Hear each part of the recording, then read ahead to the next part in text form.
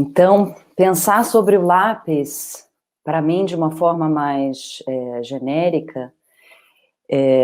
eu acho que o lápis, ele é uma extensão, né, de certa forma, da nossa mão, ele é uma extensão do nosso desejo, né, de marcar, de registrar, de poder visualizar, né, o movimento que a gente faz no mundo e as marcas que a gente deixa no mundo. Eu vejo o lápis como sendo isso, essa extensão da nossa mão, né? Até uma das primeiras formas de desenho foi o desenho na areia, que é um desenho efêmero, né? E que depois se desfaz, né? E o lápis, eu acho que é uma forma de manter esse registro, essa marca presente para a memória, para a eternidade, para o futuro.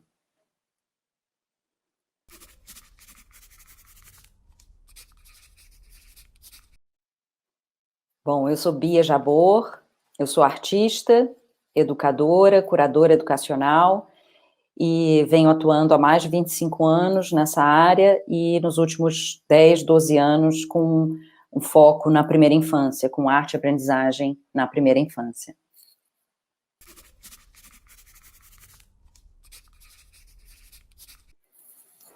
Minhas memórias com lápis, eu acho que são... Bom, eu sempre gostei de desenhar, como qualquer criança, eu acho que o lápis, ele é uma descoberta, né? Eu desenhava muito, e eu me lembro especificamente de um momento da minha vida que eu acho que o desenho foi muito importante, foi quando a minha irmã mais nova ia nascer, e eu tinha 6 anos, por aí, 6, 7 anos, e estava longe da minha mãe, estava com as minhas outras irmãs, e com os meus avós, e eu acho que a maneira de eu processar a chegada de uma nova, né, de um bebê na família, de uma irmã, na realidade, naquela época, acho que nem, não sei se tinha ultrassom, não sei se a gente já sabia que era menina. E eu desenhava muito, eu desenhava o tempo todo esse momento dessa chegada, eu desenhava ela num berço e a gente com ela, então foi uma forma muito importante para mim, nesse momento, de eu conseguir visualizar e trabalhar aquela emoção que estava dentro de mim, aquele sentimento que estava dentro de mim. Então, eu acho que para a criança, essa é uma das grandes importâncias do desenho, é que ele se torna uma ferramenta de imaginação e também de processar os sentimentos, né? Então, isso é uma memória muito forte que eu tenho, são cadernos e cadernos de desenhos dessa chegada da minha irmã, né, que eu não sabia o que ia ser, né, quer dizer, mais uma irmã na família. Uma outra memória que eu tenho muito grande, assim, afetiva, né, em relação ao lápis e infância, eram aquelas caixas de lápis de cor, e eu adorava organizar elas em ordem de arco-íris, ou colocar elas na ordem cromática, certinha, né, então eu misturava, eu usava, desenhava, e depois eu tinha esse prazer, né, visual de organizar os lápis em sequência, assim, toda, né, do mais clarinho, do amarelo, aí às vezes eu tinha algumas dúvidas, né, então tinha negociações entre as cores, aí eu mudava uma cor de lugar e outra, então acho que já tinha esse interesse visual, esse interesse pelo campo, né, estético, pelo campo da cor, que já se mostrava presente, né, na minha infância.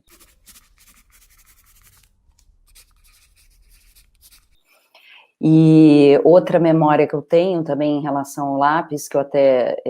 enfim, que eu fiquei depois pensando, que eu acho que talvez as gerações mais hoje não têm, na escola, como a gente escrevia, era tudo escrito à mão, a gente ficava com aquele fundinho no dedo, de tanto segurar o lápis. Eu me lembro daquele, né, era uma dorzinha, assim, uma marca que ficava daquele afundado no dedo, de tanto escrever à mão. Então, essas são algumas memórias de infância, assim, que eu tenho pensando sobre essa questão do lápis. E depois o lápis, obviamente, se tornou muito presente na minha vida, né? No momento que eu me formei como artista e que o lápis passou a ser ferramenta de desenho, ferramenta de descoberta, diferentes tipos de lápis, diferentes tipos de grafite, cores, né? E outras ferramentas, outras maneiras de pensar esse registro, né, no espaço, essa marca, né, que você deixa, então aí foi uma outra descoberta, né, um outro momento da minha vida de descoberta do lápis.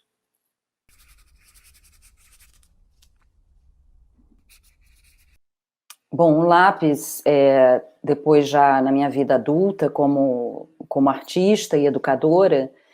ele ganha outros novos contornos, né? Apesar do desenho ter sido muito presente na minha vida na infância e depois na faculdade, eu fui buscar outros meios, né, de trabalhar com a arte contemporânea, e aí me ocorre, né, uma outra forma que eu encontrei de criar marcas, registros, e de pensar essa questão da linha, foi a costura, né, isso era uma das coisas que eu utilizava no meu trabalho como artista, e eu acho que, de alguma maneira, é uma extensão dessa ideia, né, do lápis, da marca. Eu bordava coisas escritas, né, que tinha a ver muito também com uma herança de família, né, a minha avó que ensinou a minha mãe a costurar, e minha mãe que me ensinou a costurar, né, e essa coisa da costura com a mão. Então, eu passei a utilizar muito bordado, né, no meu trabalho, dentro desse aspecto um pouco mais dessa história, né, de família, um pouco da ideia de costura que vai passando de geração em geração, e também essa ideia da marca, né, de você deixar uma marca, esse tempo, né, da costura, esse tempo de bordar, essa outra, a materialidade também, né, porque eu acho que a costura traz uma materialidade que o lápis não traz, né, mas eu acho que estão dentro dessa mesma linha, desse mesmo raciocínio, né, do que está por trás da ideia do lápis, né, da marca, do registro. E aí depois, como educadora, eu passei a atuar, né, também como educadora, trabalhando com arte, o lápis também ganha outros contornos, né, seja a partir das conversas com os artistas que utilizavam e utilizam o lápis, o desenho no seu trabalho, o lápis muito presente nesse lugar do esboço, do desenho, do processo, que eu acho que é super interessante quando você está estudando, investigando o processo criativo de um artista, sempre, ele, em geral, por mais que o desenho não seja a sua mídia, né, o seu meio final, o desenho está sempre presente no início do processo, seja escrevendo ideias, anotando coisas, seja fazendo esboços, desenhos de esboço, né, o famoso caderno do artista, né. Então, eu sempre fui muito curiosa com esse lugar e esse estágio inicial, né, da arte, enquanto processo, enquanto pesquisa, enquanto ele ainda não virou produto final, né. Então, isso acho que é algo que também perpassa, né, a minha carreira e o meu trabalho com educação em museus. Fui estudar, né, mais especificamente a arte na primeira infância, o lápis já ganhou um novo contorno, né, uma nova relação. E ele entra, né, eu estava até lendo sobre essa questão do desenho, do lápis na primeira infância, e tem uma autora que é muito bonito, que ela fala que se pudesse desenhar, né, os movimentos que o bebê faz, né, com o corpo, ele estaria desenhando no espaço, né, seria talvez a primeira forma de desenho de um bebê, porque inevitavelmente o desenho ele é nada mais do que ele cria essa visualidade dessa marca, desse movimento, desse registro no espaço, né, e talvez uma das primeiras formas, né, que a criança, quando ela finalmente pega o lápis ou, né, o crayon, alguma coisa para desenhar essa ideia de marca, essa ideia do movimento, né, do seu corpo que se move e gera esse registro, essa marca. Então, esse fascínio, às vezes até na própria comida, a criança quando está mexendo com a comida, e aí ela, né, mexe em alguma coisa, faz uma marca, quer dizer, é essa ideia de observar como o meu movimento, a minha ação gera um registro no mundo, né, cria uma marca no mundo. Então, eu acho isso muito, muito lindo. E o desenho passou a ganhar um novo sentido, trabalhando com as crianças pequenas, né, e aí já utilizando também outras ferramentas, por exemplo, fitas, né, como aquelas de ginástica olímpica, né, um pauzinho com uma fita, quer dizer, você visualizar qual é a marca, né, que o meu movimento faz no espaço, né, qual é o registro que fica qual é o desenho que fica no espaço quando eu me movimento, né. Tem uma artista que eu gosto muito, que também é uma grande educadora, que teve na Casa 38, que é um espaço que eu abri junto com a minha irmã, no Rio de Janeiro, um espaço de arte, educação e movimento com foco na primeira infância, e ela teve fazendo um workshop chamado Desenhança, é um workshop a partir, né, de todo um trabalho que ela vem desenvolvendo de dança e desenho, e eu acho lindo, né, que ela fala, antes de existir a dança e o desenho, existe um corpo que se move e deixa marcas, né, que é exatamente isso que eu estava falando, desse bebê quando se move no espaço, quando está se movimentando, da criança quando começa, né, a simplesmente explorar esse registro, essa marca que o seu movimento deixa no espaço, nas coisas, né, na areia, na comida, né, nas coisas que ele está brincando, né, brincando e descobrindo ao mesmo tempo.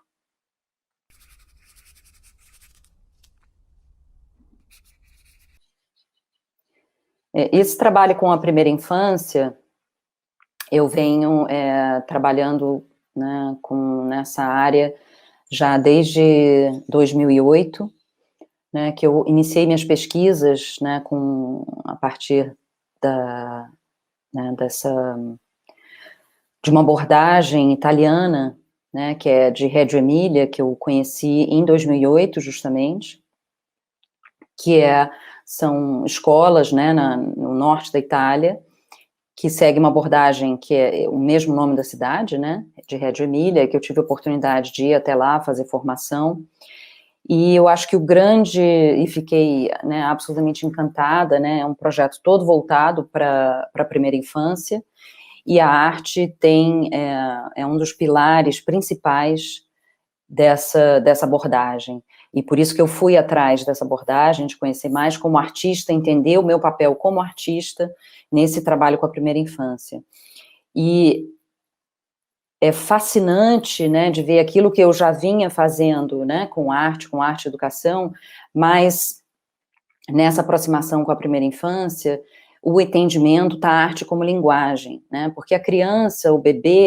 ele se expressa, né, ele se comunica através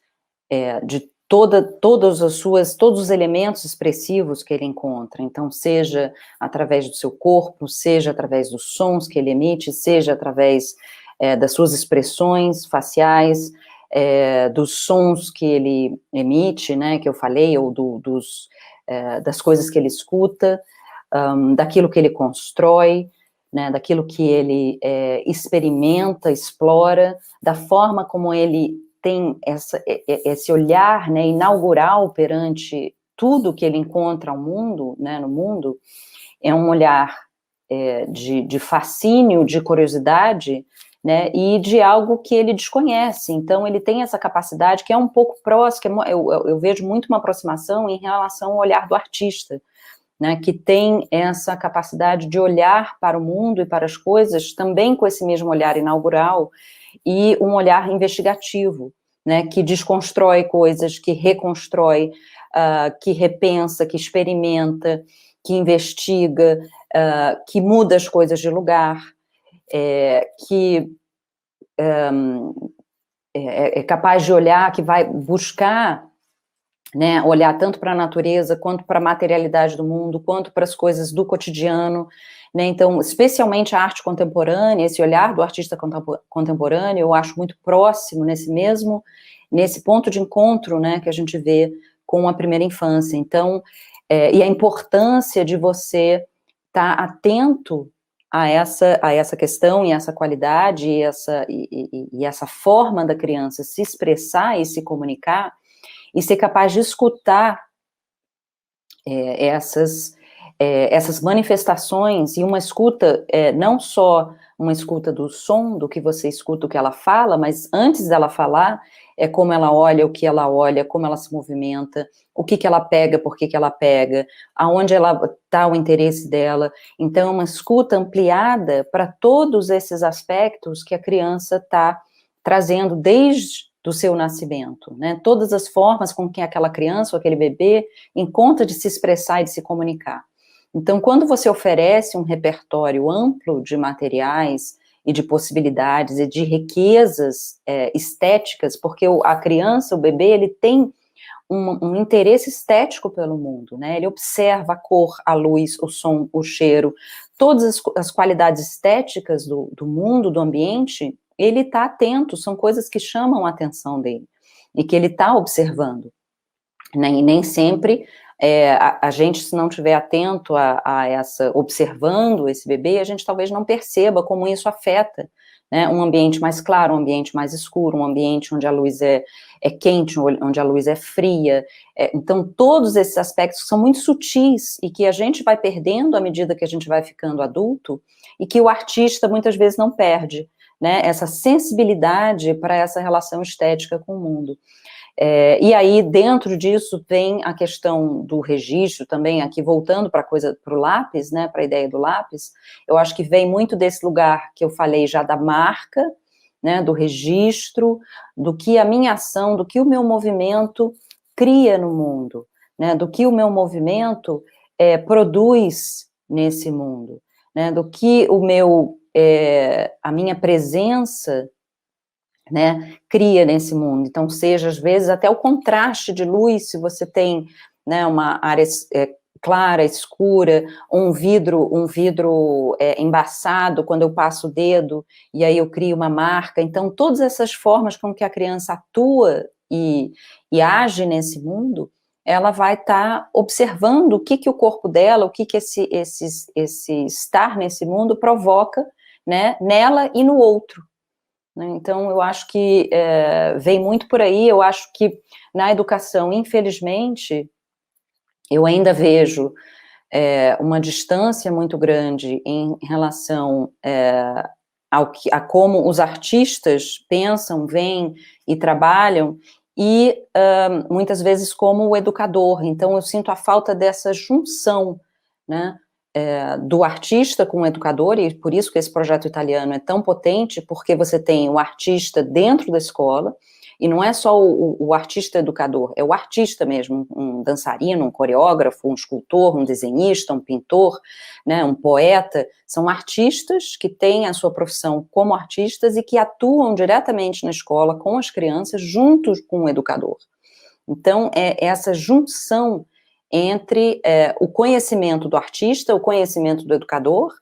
né, juntos olhando para essa infância e trazendo materiais, ferramentas e possibilidades, né, de expressão dessa criança em outros aspectos, num âmbito muito maior. Quer dizer, a criança vai poder se comunicar e se expressar, né, até como Loris Malaguzzi, que foi um dos, né, idealizadores, né, fundadores desse projeto, né, que ele fala das 100 linguagens, a poesia linda que ele escreve sobre as 100 linguagens da criança, e que a escola vai matar 99 delas, né, que a criança tem 100 mais 100 mais 100 mais 100 linguagens, né, falando dessa infinitude de possibilidades de linguagem, que muitas vezes a escola vai olhar para... está muito preocupada no pensamento científico, matemático e na escrita. E isso muitas vezes pode ser extremamente limitante para essa criança, né? Então, infelizmente, a gente ainda vê nas escolas, em relação ao desenho especificamente, como se o desenho fosse apenas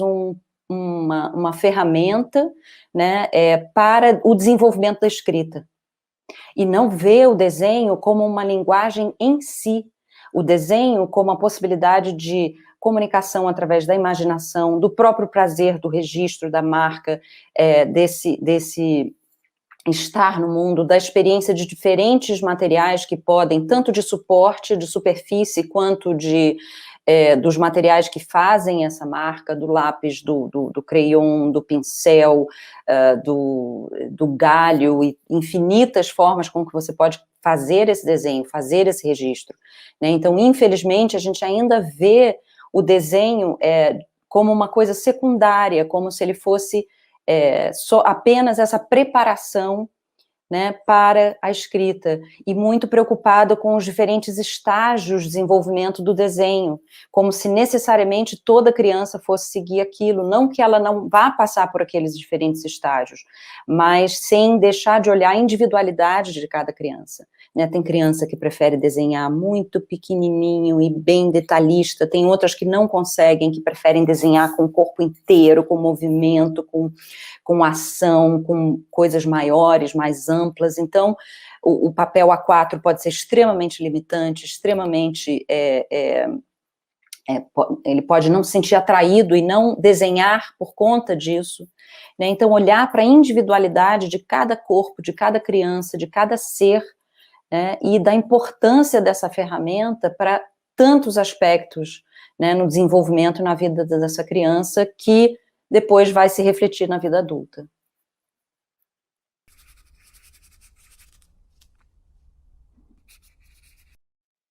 Bom, eu sou formada como artista na FAAP,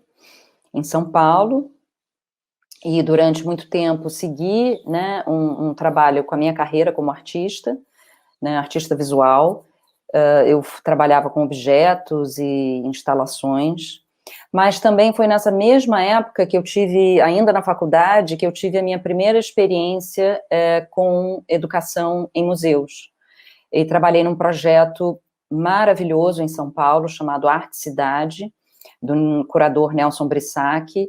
e em que vários artistas ocupavam diversos espaços da cidade. Nessa edição, que foi a segunda edição que eu trabalhei,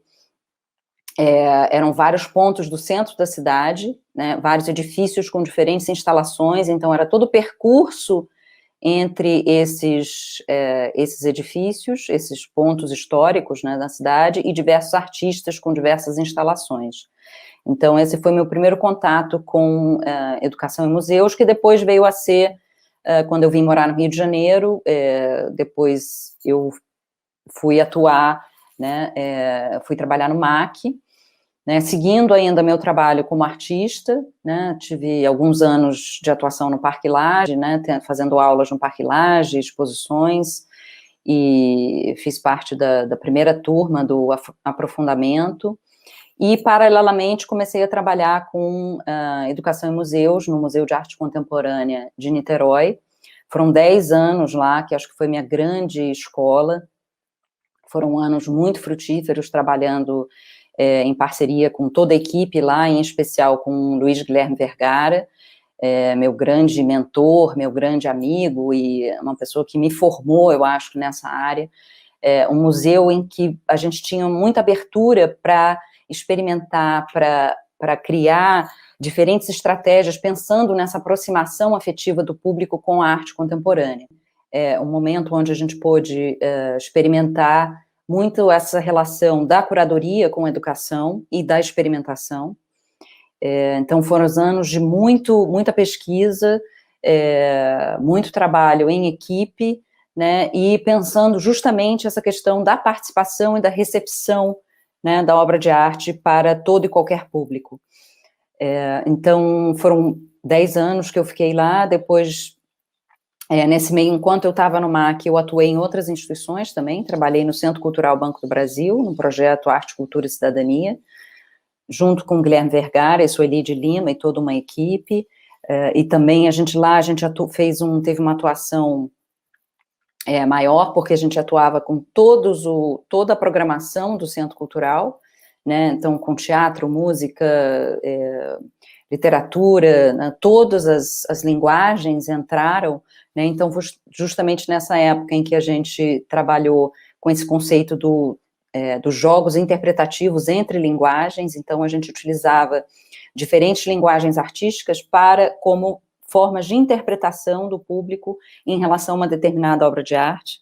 tanto presencialmente nas exposições, nos espaços do CCBB, como também dentro das exposições, né, e nas oficinas que a gente realizava, e outros locais, o Museu Histórico Nacional, o Oi Futuro, em 2007, que eu desenvolvi e implementei o programa educativo do Museu das Telecomunicações, e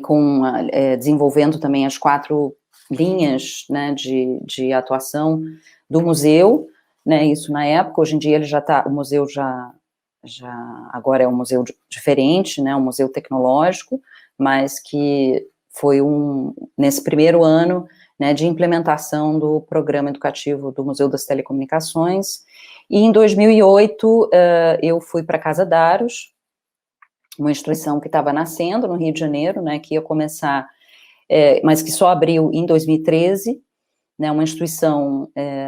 voltada para a arte contemporânea da América Latina, e lá eu fui, como gerente de arte e educação, fui responsável pelo desenvolvimento de toda a programação de arte e educação da instituição, que era um pilar grande da instituição, né, era uma instituição que entendia a arte e educação como sendo um dos pilares fundamentais da programação, então, e de uma forma ampla, com exposições, com cursos, workshops, formação para professores, trabalhos com diferentes públicos, jovens artistas, cursos de história da arte, enfim, era um projeto amplo, biblioteca, centro de documentação e informação, quer dizer, um projeto muito amplo, né, entendendo a importância, né, dessa relação entre arte e educação, entendendo que arte é educação, né, inclusive lá o programa se intitulava assim, né, o programa era o programa Arte é Educação. Então foram muitos anos de desenvolvimento do programa, junto com a direção, equipe, curadoria, né, publicações também que a gente realizou, e a instituição ficou aberta de 2013 a 2015, que quando ela fechou, né, infelizmente, por razões que a gente ainda mais, né, desconhece, era uma instituição internacional, e depois eu fui trabalhar em projetos independentes com um